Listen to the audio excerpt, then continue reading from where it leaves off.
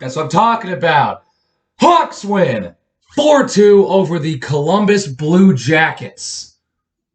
A good team win, and they exit this 3-game road trip after losing to Arizona with wins against Vegas and Columbus. They're headed back to Chicago after this game. So let's just go ahead and talk about the game right now, shall we? Minimal action through the first half of the first period, but with 7 minutes to go in the first period. It's Gus Nyquist who tries to move back behind the Hawks net, but he ends up being covered well by Strome, but he puts on a really nice pivot move, goes back the other way around the net, and finds Boone Jenner with a pass across the crease right to the stick of Boone Jenner, who puts it past Marc-Andre Fleury to give Blue Jackets a 1-0 lead. And this net was much more wide open than you'd expect it to be in this sort of a situation. Marc-Andre Fleury was just caught napping on this play. And, well, the Hawks surrender a goal first again for the third straight game at least. Fourth, if you go back far enough. So just about 20 seconds later, there's a face-off in the Blue Jackets zone, which is won by the Hawks, but they can't necessarily get a shot on net. Jackets try to clear. They can't do so. It finds the stick of Riley Stillman, who decides not to hold on to it. Fires a pass perfect to Alex DeBrincat, who gets open as Jackets defenders are just like frozen, not sure what to do. They get caught napping. DeBrincat's got it wide open. You know what he's going to do. He's going to score past Korpisalo and tie the game at 1 for the Hawks. When in doubt, give it to DeBrincat. He'll score. That's his 22nd of the season. So the Hawks tie the game, and the score ends up being 1-1 at the end of intermission, and the majority of the second period was kind of uneventful. But with about 5 minutes to go, it's Mackenzie Entwistle gets a nice clearing pass, and this, looks like a puck that would just roll down and buy the Hawks a line change, but that's not going to happen because Philip Kurashev is digging deep. He wants to win this puck race, and he's going to win it against Jake Bean, and he pivots, holds onto the puck, locates Calvin DeHaan, who's moving into the slot. Surprisingly enough, he gets the puck, gets a good look on Korpisalo, shoots, and scores! Calvin DeHaan gets his first goal of the season with that one right there. Perfect pass from Kurashev, who did not give up on this play, dug deep, got the puck, won the battle against Bean, puts it to the stick of DeHaan, who then fires it past Korpisalo, and the Hawks go to intermission up 2-1. About 6.5 minutes into the third period, it's Patrick Kane who catches a loose puck behind the Jacket net, takes it, gets a pass to Jonathan Toews, who then doesn't even really think about shooting. He passes it right over to the stick of Connor Murphy, who's in a position you usually see Alex DeBrincat in.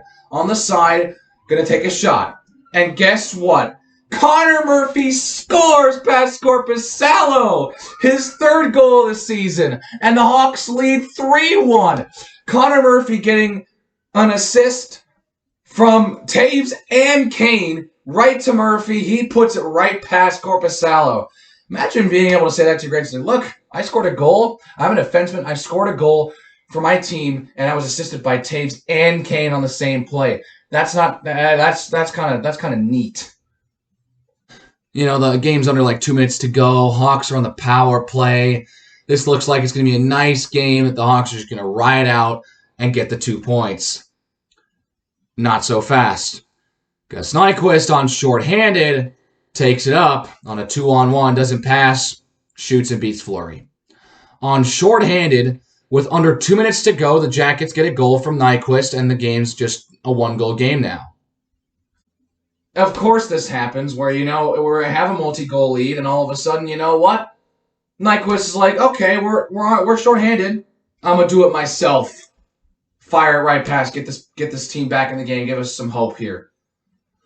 Fortunately, that hope did not last long for the Jackets as DeBrincat would put in an empty netter before the end of the game to reach the final score of 4-2. So the Hawks still win by 2. They double up the Jackets 4-2 and win and go 2-1 on this road trip before heading back home now to play the Montreal Canadiens. Our second and final game against Montreal. This should be a good one. Hopefully for 2 more points back home at the UC. You'll love to see it. Hawks now on their first win streak since the 4-game win streak Derek King opened his coaching career with. Hoping to extend that to 3 against Montreal here. So they go back home for 2 games against the Canadiens and then the Ducks. Chance for some points here, 2 against Montreal. And the Ducks, I still don't really know how to get a gauge on them. They're pretty high up in the standings, but I don't know if they're legit yet. So that's, as the season goes on, you can see whether or not the Ducks will probably get in or if they will fall out of their playoff spot right now. But they're holding their ground right now, and I'm looking forward to see what they can do. But hopefully the Hawks can take them down to get 4 points in the homestand. So the Hawks are going to head home after this pretty wacky road trip, losing to Arizona, then beating Vegas the very next game, and then closing it out with a win against Columbus, before now heading back home to play the Montreal Canadiens, who are looking like the Coyotes are going to leapfrog the Canadiens here soon. So yeah, the Hawks are home against a team they're favored to win against, an original 6 team. Means it's a game you should win against Montreal. Yeah, hopefully they can extend this winning streak to 3 and keep the ball rolling. With all that out of the way, that is going to do it for this one. So if you like this video, please give this one a big thumbs up and hit that subscribe button if you want to see more content. Thank you guys so much for watching, and I will see you guys next time.